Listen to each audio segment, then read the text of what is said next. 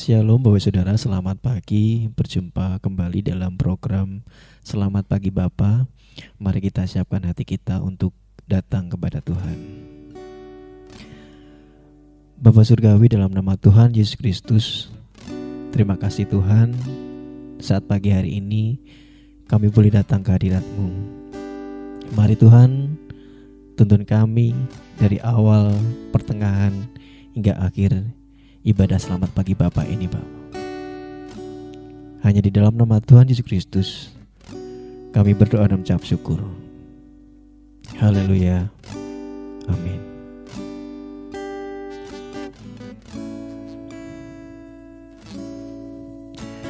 Sungguh besar setiamu,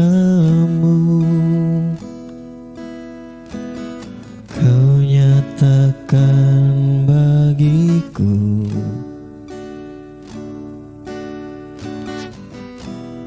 Kau Bapa yang selalu mengerti isi hatiku.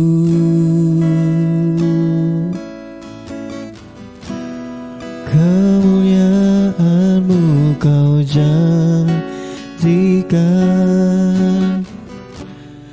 aku tetap percaya.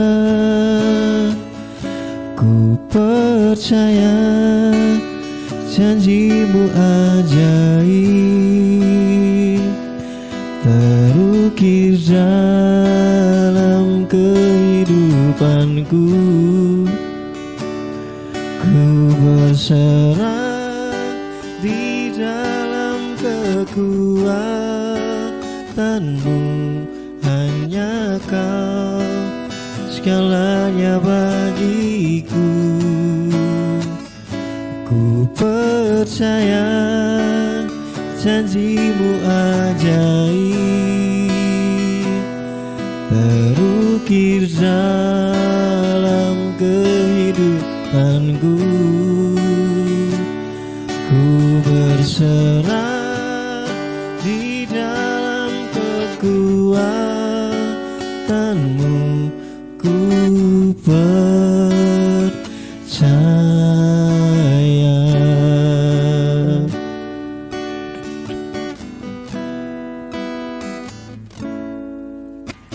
Sungguh besar setiamu, Kau nyatakan bagiku.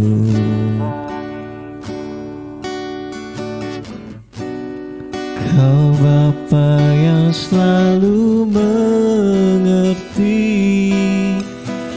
isi hatiku.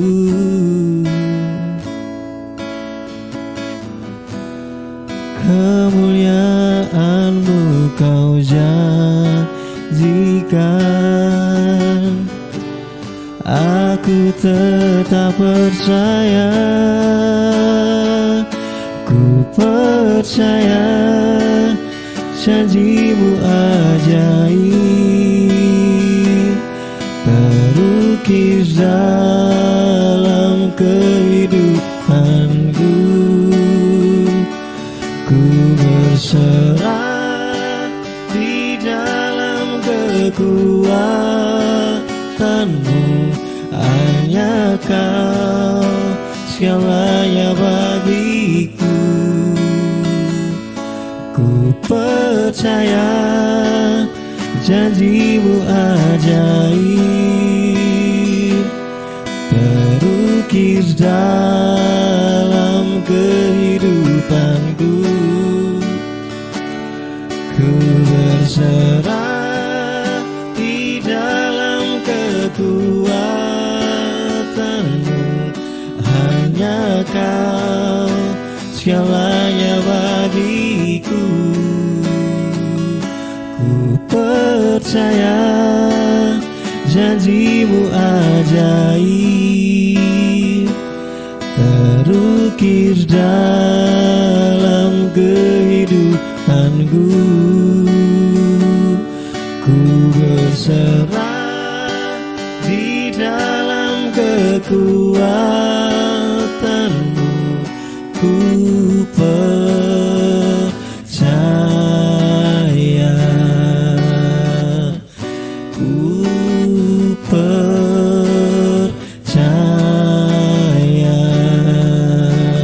Mari kita sembah Allah kita saat pagi hari ini. Sungguh ku percaya Engkau Tuhan. Syukur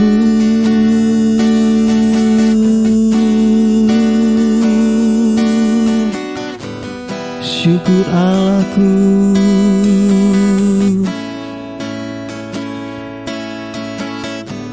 Haleluya, haleluya, haleluya.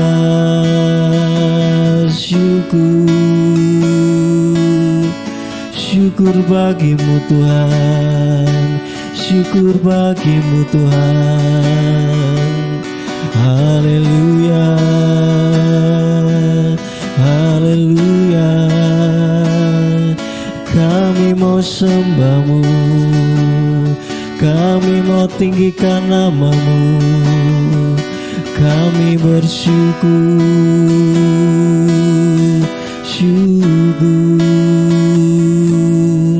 syukur Tuhan.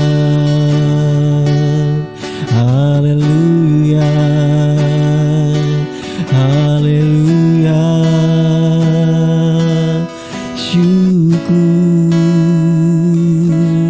Syukur bagimu Tuhan. Kau Allah yang hidup, Kau Allah yang berkuasa. Hosana bagimu. Haleluya,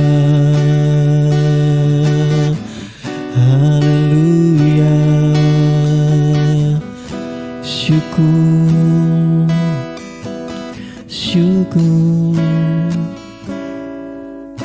Syukur bagimu Tuhan. Haleluya. Ku percaya janjimu ajaib, terukir dalam kehidupanku. Ku berserah di dalam kekuatanmu. Hanya Kau segalanya bagiku.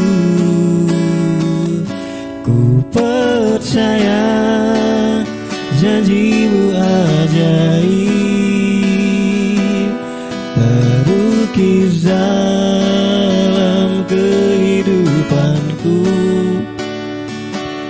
Ku berserah di dalam kekuatanmu. Ku percaya. Hanya Engkau Tuhan yang kami percaya. Kami serahkan setiap kehidupan kami ke tangan-Mu Bapa. Saat pagi hari ini Tuhan, kami mau siapkan hati kami untuk mendengarkan firman-Mu Bapa. Mari Tuhan, urapi, berkati hamba-Mu yang akan menyampaikan firman Tuhan. Hanya di dalam nama Tuhan Yesus Kristus kami akan sambut firman-Mu. Haleluya. Amin. Shalom Bapak Ibu Saudara yang terkasih di dalam Tuhan. Pagi hari ini kita berjumpa kembali di program Selamat Pagi Bapa. Pagi hari ini kita mau bersama-sama mendengarkan firman Tuhan dengan tema yang masih sama, yaitu tentang hikmat Allah.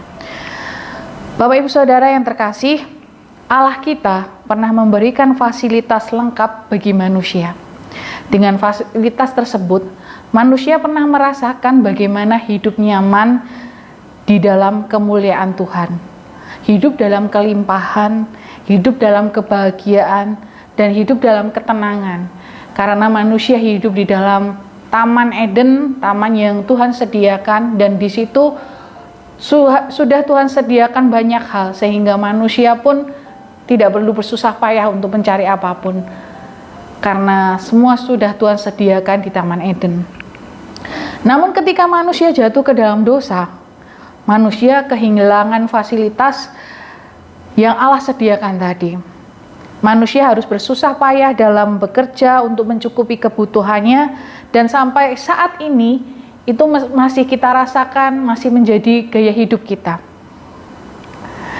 Dalam susah payah, kita sebenarnya dapat hasil yang sepadan menurut ukuran dunia. Lewat susah payah kita dapat menemukan kembali kelimpahan. Dalam susah payah manusia bisa mendapatkan kembali kepandaiannya. Dalam susah payah manusia dapat memperoleh kembali penghargaan dunia. Karena susah payah ini, manusia seringkali merasa hebat dan kuat dengan kekuatan mereka sendiri, dan seringkali membuat mereka mempertanyakan kekuatan Tuhan. Namun manusia tidak menyadari bahwa apa yang mereka cari di dunia ini bersifat fana dan hanya bisa digunakan di dunia ini saja. Padahal kita tahu bahwa tujuan hidup kita bukanlah hidup mewah di dunia, tetapi tujuan hidup kita adalah hidup yang kekal di surga mulia. Dalam hikmat Allah, Allah memanggil manusia sebagai orang-orang pilihan untuk menerima hikmat Allah. Allah tidak memilih orang-orang yang hebat, Bapak Ibu Saudara, untuk menerima panggilan ini. Kita mau baca di 1 Korintus 1 ayat 26. Ingat saja saudara-saudara, bagaimana keadaan kamu ketika kamu dipanggil. Menurut ukuran manusia, tidak banyak orang-orang yang bijak, tidak banyak orang yang berpengaruh, tidak banyak orang yang terpandang. Dalam ayat ini kita dapat melihat bagaimana keadaan manusia yang terpanggil untuk menerima hikmat Allah. Mereka adalah orang-orang yang tidak bijak, atau kita bisa sebut sebagai orang-orang yang bodoh, tidak berpengaruh, atau orang-orang yang lemah, tidak terpandang, atau orang-orang yang hina. Allah memilih orang-orang bodoh, orang-orang lemah, orang-orang hina untuk mempermalukan orang-orang yang hebat. Kita mau baca di ayat selanjutnya, Bapak Ibu Saudara, di ayat yang ke-27 dan 28. Tetapi apa yang bodoh bagi manusia dipilih Allah untuk memalukan orang-orang berhikmat, dan apa yang lemah bagi dunia dipilih Allah untuk memalukan apa yang kuat, dan apa yang tidak terpandang dan yang hina bagi dunia dipilih Allah, bukan apa yang tidak berarti dipilih Allah untuk meniadakan apa yang berarti. Mengapa bisa begitu, Bapak Ibu Saudara? Karena sekalipun kita memiliki banyak harta di dunia ini, jika kita tidak memiliki Allah dalam kehidupan kita melalui hikmat-Nya, semua itu tidak akan berarti dalam kehidupan kita. Allah mau menunjukkan kepada orang-orang dunia ini bahwa segala kehebatan manusia itu tidak ada artinya. Mengapa Allah memilih orang-orang bodoh, lemah dan hina? Karena orang-orang pintar atau mereka yang menyebut diri mereka bijak tidak dapat menerima hikmat Allah, yaitu Kristus. Banyak orang pintar tidak menerima bahwa mereka bisa masuk surga oleh Tuhan yang disalibkan. Karena salib bagi dunia adalah sebuah kebodohan. Kita mau buka di 1 Korintus 1 ayat yang ke-21.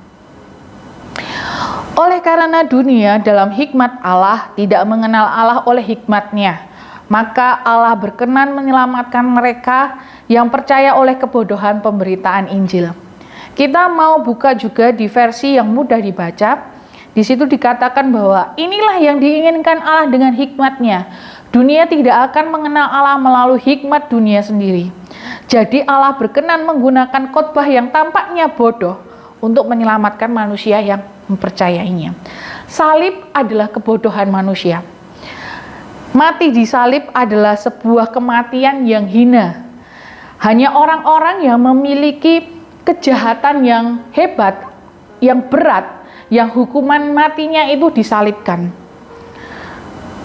Orang-orang pintar atau orang-orang bijak tidak bisa menerima fakta bahwa akan diselamatkan atau masuk surga melalui pribadi yang matinya disalibkan, Bapak Ibu Saudara.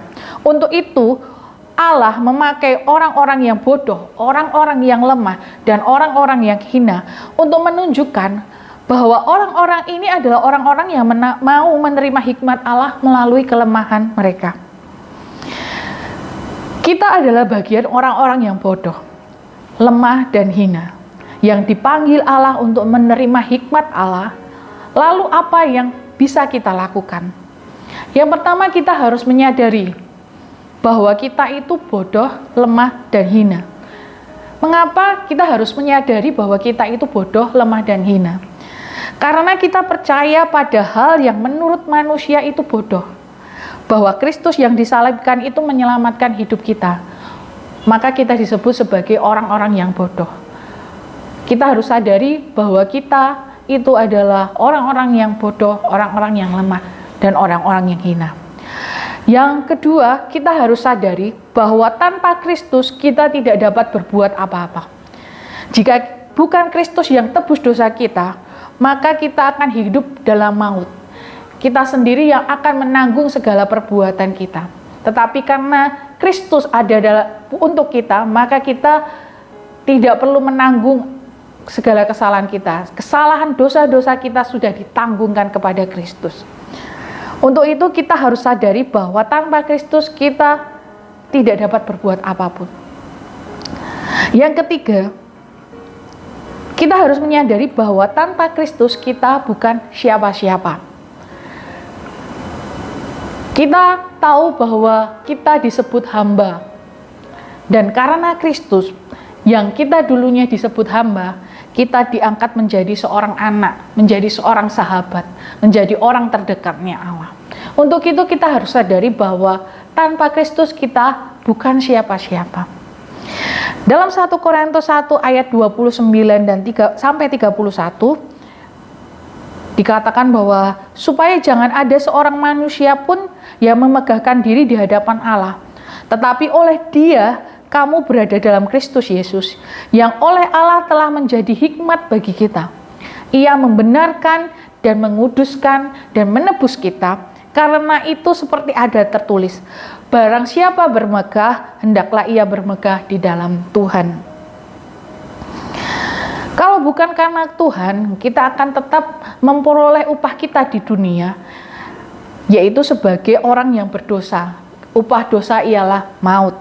Namun karena hikmat Allah, kita menjadi orang-orang yang merdeka, orang-orang yang dibebaskan dari segala hukuman. Bahkan kita diberikan hidup yang kekal. Jika kita harus bersyukur kepada Allah, karena itu semua kasih setia Tuhan, karena itu semua anugerah yang Tuhan berikan dalam kehidupan kita. Karena kita dipanggil untuk menjadi bagian orang-orang yang menerima hikmat Allah. Karena hikmat Allah jauh lebih berharga dari segala harta di dunia ini. Kalau saat ini kita sedang dalam kondisi yang baik, Bapak Ibu Saudara, kita hidup dalam kesuksesan, kita hidup dengan berkelimpahan, kita hidup dalam kepintaran, dan kehidupan kita sungguh hebat, sungguh luar biasa. Itu semua karena Allah yang memberikannya dalam kehidupan kita. Jadi kita menerima semua berkat-berkat Allah, dan kita menyadari bahwa semua itu bukan usaha kita sendiri. Bapak Ibu Saudara yang terkasih, mari kita mau awali hari ini dengan menyadari bahwa kita ini pribadi yang lemah. Dan kita mau menyadari bahwa tanpa Tuhan kita tidak bisa berbuat apapun. Kita mau juga sadari bahwa tanpa Kristus, tanpa hikmat Allah, kita itu bukan siapa-siapa. Untuk itu kita perlu Tuhan, kita perlu Kristus dalam kehidupan kita. Kita perlu hikmat Allah dalam hidup kita untuk menjalani kehidupan kita, untuk menjalani hari-hari kita. Untuk itu kita akan terus bersandar kepada Tuhan. Mari kita terus menyerahkan kehidupan kita kepada Allah dan menerima hikmat Allah dalam kehidupan kita. Tuhan Yesus memberkati. Mari kita berdoa. Tuhan Yesus, terima kasih buat hikmat yang Tuhan berikan dalam kehidupan kami, di mana Kristus hadir dalam kehidupan kami, menyelamatkan kami, menebus dosa kami, sehingga kami dibebaskan dari segala bentuk hukuman Tuhan. Dan pagi hari ini kami bersyukur karena Tuhan Yesus sendiri yang menjadi hikmat dalam kehidupan kami. Dan pagi hari ini kami mau bermegah Tuhan di dalam hikmat-Mu, karena kami tahu bahwa kami pribadi yang lemah, kami bukan siapa-siapa, dan kami tidak dapat berbuat apa-apa tanpa Kristus. Untuk itu Tuhan, kami mau serahkan kehidupan kami ke dalam tangan Tuhan untuk menuntun kehidupan kami sepenuhnya. Terima kasih Tuhan, terima kasih Yesus. Hanya di dalam nama Tuhan Yesus kami sudah berdoa dan mengucap syukur. Haleluya, amin. Kita akan memasuki saat teduh. Tetapi apa yang bodoh bagi dunia, dipilih Allah untuk memalukan orang-orang yang berhikmat. Dan apa yang lemah bagi dunia, dipilih Allah untuk memalukan apa yang kuat.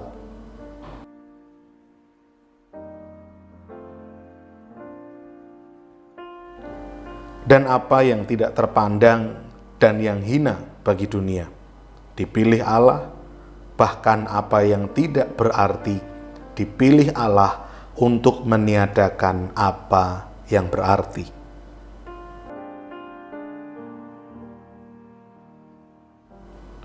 Supaya jangan ada seorang manusia pun yang memegahkan diri di hadapan Allah.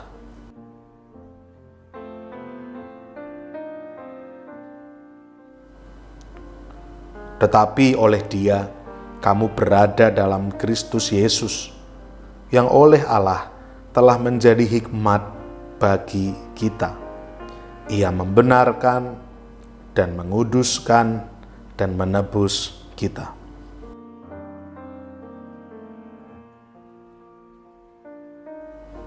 Karena itu seperti ada tertulis, barang siapa yang bermegah, hendaklah ia bermegah di dalam Tuhan.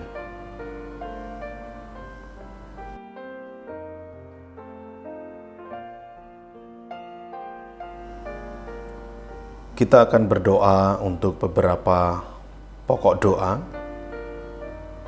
Bapak Ibu Saudara silahkan berdoa, mendoakan pokok-pokok doa yang tercantum di layar.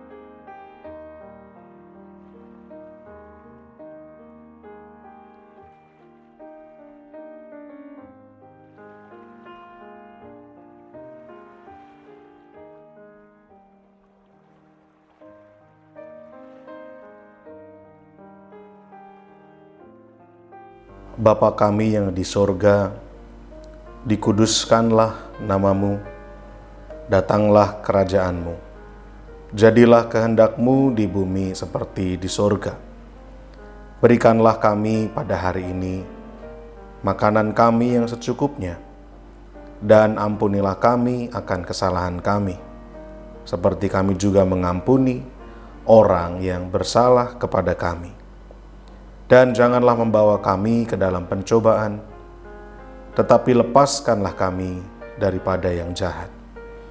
Karena Engkaulah yang empunya kerajaan dan kuasa dan kemuliaan sampai selama-lamanya. Amin. Shalom Bapak Saudara, puji nama Tuhan, kita sudah memuliakan nama Tuhan, kita sudah mendengarkan firman Tuhan, dan kita sudah menaikkan setiap pokok-pokok doa kita. Tiba saatnya kita akan mendengarkan informasi kegiatan sepekan MCC. Yang pertama, setiap hari Senin pukul 5 sore akan diadakan latihan tamborin. Kemudian setiap hari Kamis pukul 7 malam. Sekali lagi, setiap hari Kamis pukul 7 malam akan diadakan latihan musik. Kemudian setiap hari Jumat pukul setengah 6 sore akan diadakan Menara Doa Kota yang bertempat di Hotel Haris lantai 16. Kemudian setiap hari Sabtu pukul setengah 6 sore akan diadakan ibadah pemuda remaja. Dan berikutnya setiap hari Minggu pukul setengah 8 pagi akan diadakan ibadah sekolah minggu. Dan di sore harinya pukul 5 sore akan diadakan ibadah raya MCC. Demikian informasi kegiatan sepekan MCC. Mari kita tutup dalam doa untuk ibadah selamat pagi Bapa di hari ini. Kami bersyukur Tuhan, kami sudah mendengarkan firman-Mu. Biarlah firman-Mu Tuhan menjadi kekuatan bagi kami. Kami mau serahkan sepanjang hari ini ke tangan-Mu Bapa. Hanya di dalam nama Tuhan Yesus Kristus kami berdoa dan mengucap syukur. Haleluya. Amin.